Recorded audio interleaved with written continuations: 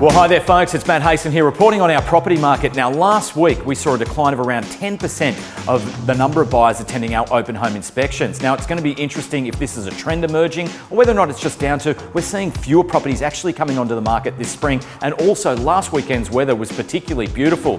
Now looking at the auction market again in Sydney, it's hovering around 52%, but it's the number of properties going under the hammer that I'm particularly interested in.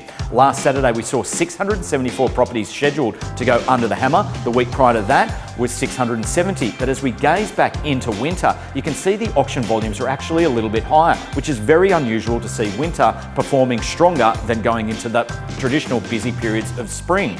Now, many people were suggesting that as government stimulus is reduced through September, we'd see this flood of property coming onto the market, but we're not seeing that on any price point whatsoever. As a result, we're actually seeing increased buyer demand per property being listed as many buyers are flocking and aggressively pursuing Class A assets. Now that was very evident this week when Mark Boas sold off market this 3-bedroom terrace without parking on 112 Louisa Road in Birchgrove. Now 3 buyers aggressively pursued this property and it sold for around $4.65 million after only being available on the market for a couple of weeks. Now looking ahead into this weekend, we've got some amazing properties going under the hammer from Lane Cove, Hunters Hill, Balmain, Stanmore and across into Earlwood. But one particular I want to highlight is 16 of 8 Looks Avenue in Balmain East. This is a once in a lifetime opportunity. This is the first time it's been offered since it was built in 1971, and it's right at the harbour's edge with panoramic views across the harbour and the harbour bridge. We do have a coffee cart serving free coffees